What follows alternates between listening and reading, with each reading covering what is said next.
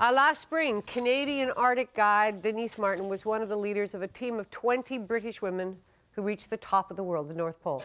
They traveled without the help of dog sleds or skidoos, and they managed to ski to the North Pole in 74 days. These are the first women, Canadian women, ever to get to the North Pole? Actually, I was the only Canadian woman. It was a team of British women that we guided. Oh, okay. So this is the only Canadian woman who's ever reached the North Pole. Mm-hmm. Please welcome the Denise Martin. Boy.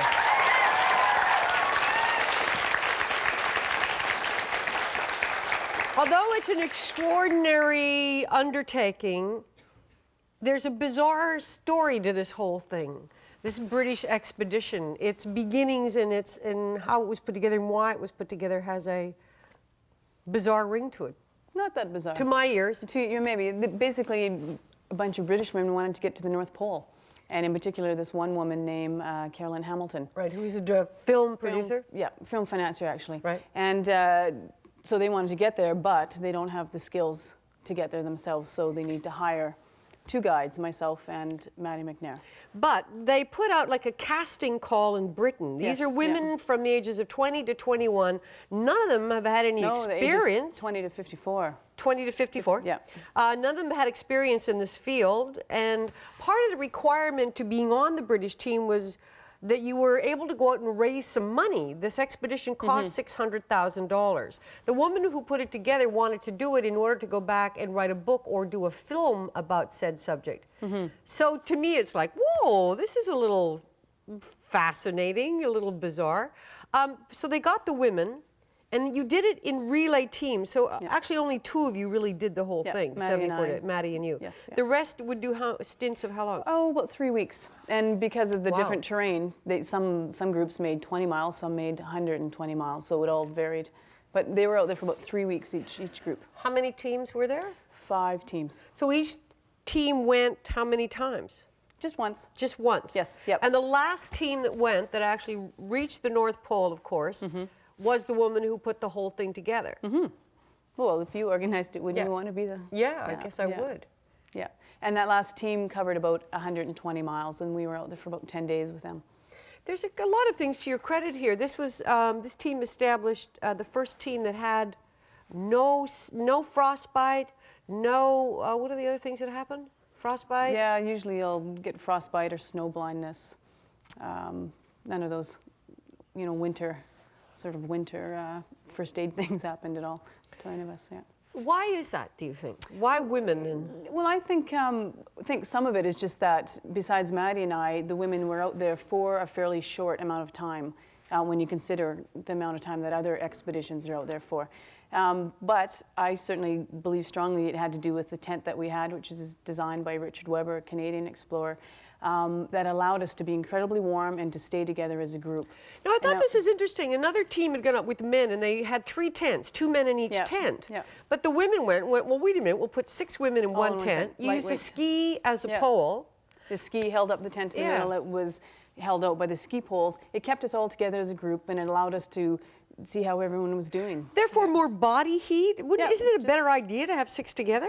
Well, it certainly has its drawbacks in that if you lose the tent, then you don't have a tent at all. But we were willing to make that gamble. I think the other thing that we did out there, and maybe answers the question about what does a women's team do differently than a co-ed team or a male's team, that we really paid attention to how each other was doing. We were concerned with each other's well-being. Took care of each other? Took care of each other, yeah. Mothering each other out there in the Arctic? Yeah, and that was a big part of our success.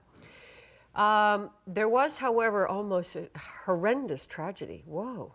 Well, epics are only epics if they turn out bad, aren't they? This one... Yeah, I said almost. Almost, exactly. 3 of us were in the ice at one point. And, what do you mean, in the ice? Well, fell through the ice. No, but just before it gets...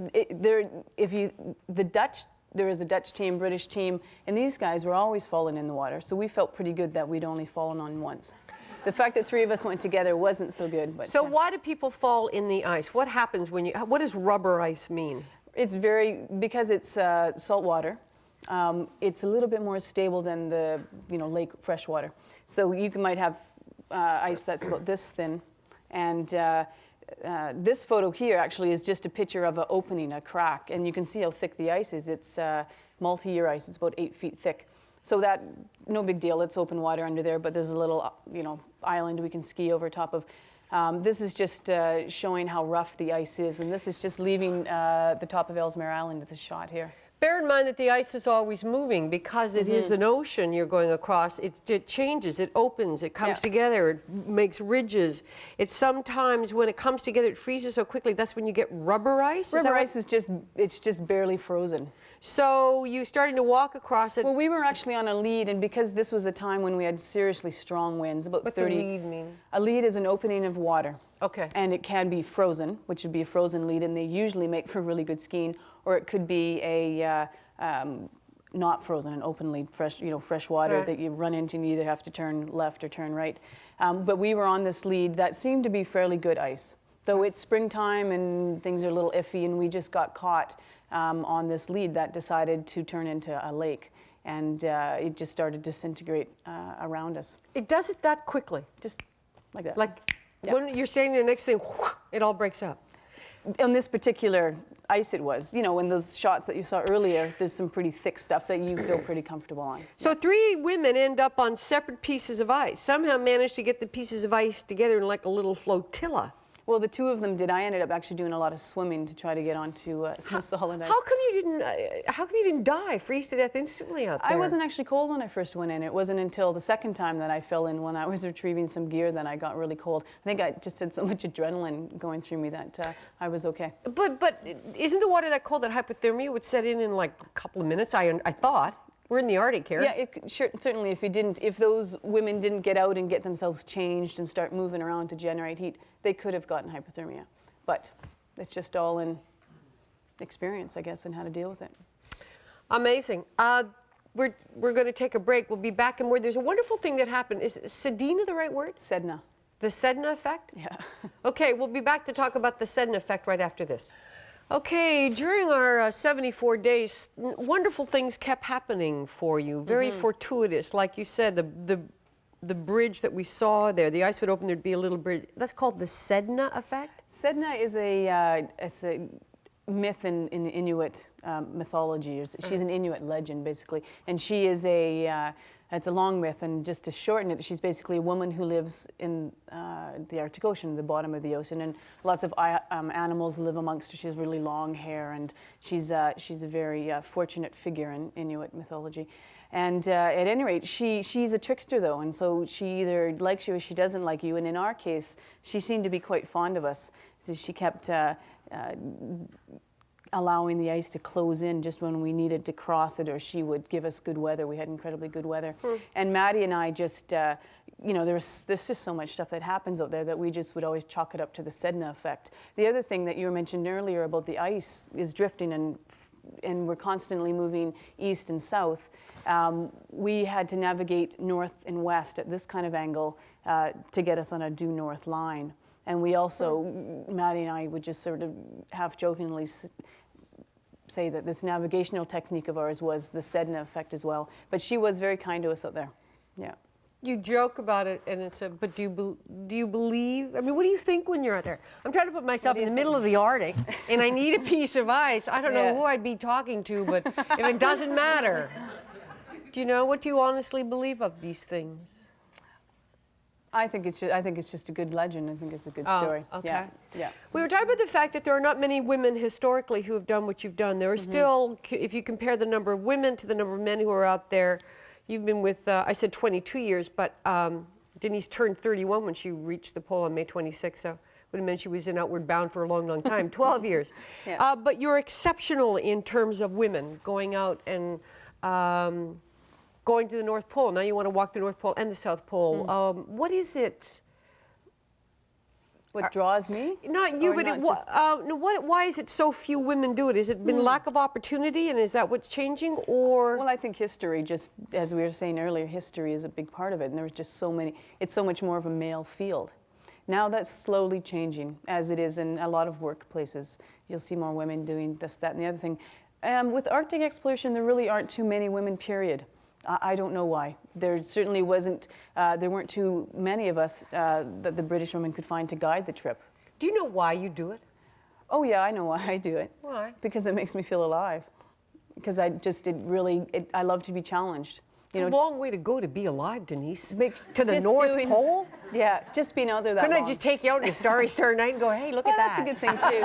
That's a good thing too. But no, you just to being able to do it. Yeah. Just to be out there that long, to face the challenges that are there, to know that I've developed my skills to be able to allow me to do that. It makes me feel alive. Yeah. You're an exceptional in that area. It's. I mean, I've done whitewater rafting. I mean, I've jumped out of airplanes. I'm a helicopter pilot. Yeah. So I kind of go, but if you were saying to me, look, Dini, we're going to go to I'd go, nah, I don't think so. Maybe it's the cold. It could be the cold. Yeah. I think the cold has a lot to do with it. I think as well, too, the writings that you read about these polar trips or what you hear, it's always just this epic stuff, and it's always probably way more blown out of proportion than it really is. But there's still an extraordinary thing that you do that I admire, and for me to truly try to put my head in that space and to be out there on that ice alone. Yep. Polar bears are dangerous. Your life is on the line. You really got to know. I mean, it is the supreme test of survival. It's not about, for me, it's not about survival. And the dangers are only as dangerous as is the person's experience, really. Have you ever been frightened at that? You ever get yourself in a place you go, oh, come Shouldn't on. be here. Yeah. Sometimes that happens, yeah. Yeah, sometimes that happens. And this pole trip, though, things were really completely in control. And working with Maddie McNair is, she's one of the best in the fields, and she's just knowing that I was out there and the two of us working together, we work really well together. So it was a very strong team.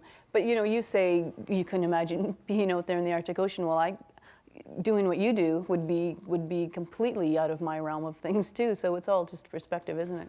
Well, no, because I do this to earn a living because I had these two kids I had to feed when they were young and they wanted 3 meals a day. You're doing a very personal, testing yourself to the limits of... But I still make a living doing it. Yeah, okay. But there's another raison d'etre there for you. A little bit, yeah. Yeah. But, yeah. Yeah, that's a hard one to tap into. When you do outward bound trips and people go out, and these are again where you put yourself in the line, you find out what you're made of.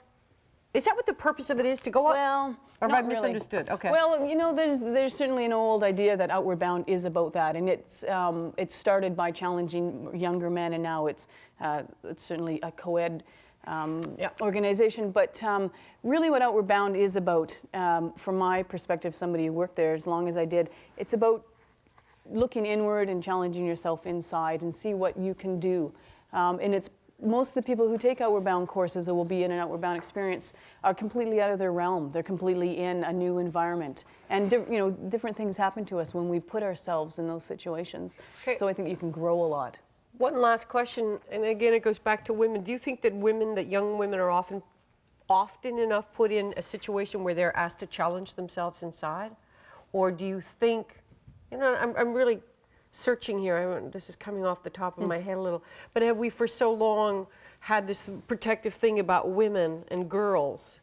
Lately we've let us get athletic a little crazy, but that inner challenge thing is not as often presented to us as women. No, I don't think it is as women. I don't think it is for youth today, period. Yeah. And life's pretty easy these days, and too much other activities than sort of actually relying on oneself. Yeah. What exactly do you mean relying on oneself? Being able to go out and just play, just to create my own fun, just to use my own resources.